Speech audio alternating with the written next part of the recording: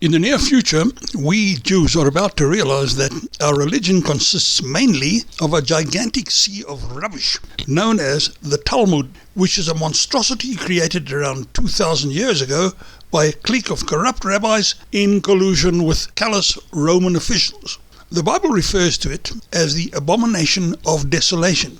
We were the nation with the clear and simple code of the Ten Commandments, also known as the Covenant. And as soon as our corrupt synagogue imposed the Talmud upon us, we came crashing down from our high position among the nations to become the pariah of the world, despised and devastated for 2,000 years, and eventually butchered by the million. However, the scriptures are clear that the nation will eventually realize just what rubbish the Talmud really is. And when that takes place, it'll turn the entire Judeo-Christian world upside down.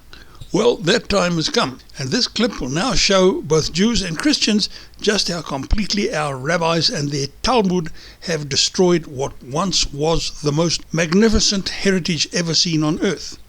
And we'll now see how 10 commandments inscribed on 2 tablets of stone have become a meaningless uproar in a room full of idiots.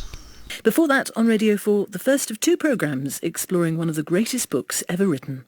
Rabbi Naftali Brauer uncovers the story of the Talmud. If Christianity has a sound, it's probably church bells or hymns. In Islam, it's almost certainly the call to prayer.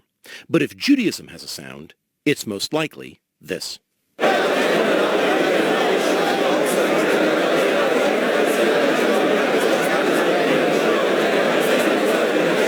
I'm standing in a rolling sea of black and white. There must be about 500, 600 men, only men, all wearing white shirts and black trousers. And they're all sitting around in pairs, taking turns reading from large Talmudic volumes and arguing about its meaning. Some literally shouting at each other, others gesticulating wildly with their hands to make a point. Many rocking to and fro as they chant the ancient Talmudic text.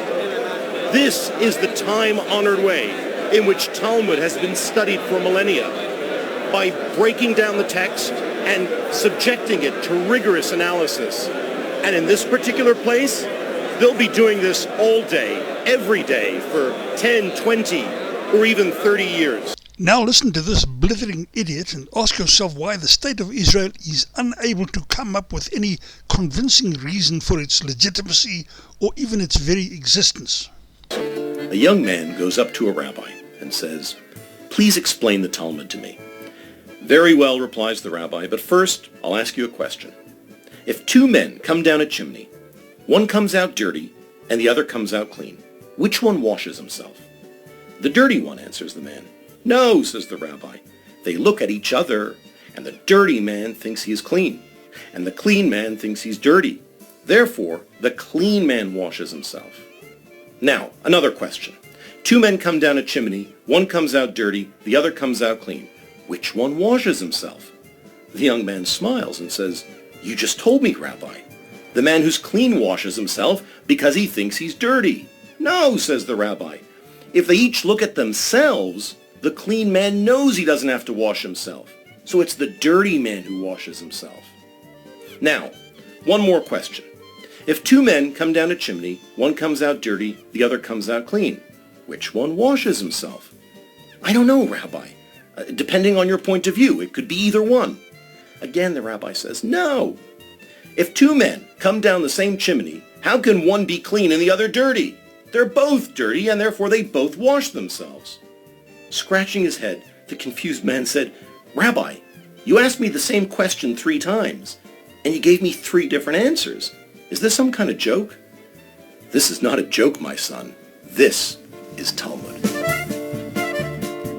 The Talmud is one of the key Jewish texts of all time, as important to Judaism, certainly Orthodox Judaism, as the Torah itself. So this clown wants to tell us that hogwash about 2 men sliding down a chimney is as important as the Torah itself.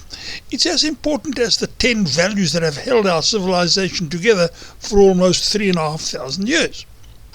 And now let's hear an equally half-witted rabbi explain what he does with this junk. As Rabbi Dov Linzer, dean of Yeshivat Chovei Torah School in New York, makes clear, arguing over the Talmud is what gives you a sharper mind. Because if you have to talk about it to somebody else, it really forces you, sometimes you think you understand something, but if you have to articulate it, it's clear you don't really understand it. And then the other person is going to push back and challenge you, and that's going to force you to sharpen your idea, or maybe give up your idea or modify it, because the Talmud is all about rabbis saying different things and then arguing with one another and trying to prove it from this text and that text. And that exact process that exists in the Talmud is what exists in your classic Beit Midrash study hall today. So this is why thousands of young Jews walk out on their heritage every year. Because what intelligent person would want to be drawn into this hopeless mental trap that claims to be Judaism? And any Christian watching this will begin to get some idea why that bravest and noblest of gentlemen was prepared to endure the most agonizing death by crucifixion, firstly, to prevent the rabbis from doing this to his people, or else, if he failed, to help his people to get out of it in the distant future and rescue half of humanity at the same time.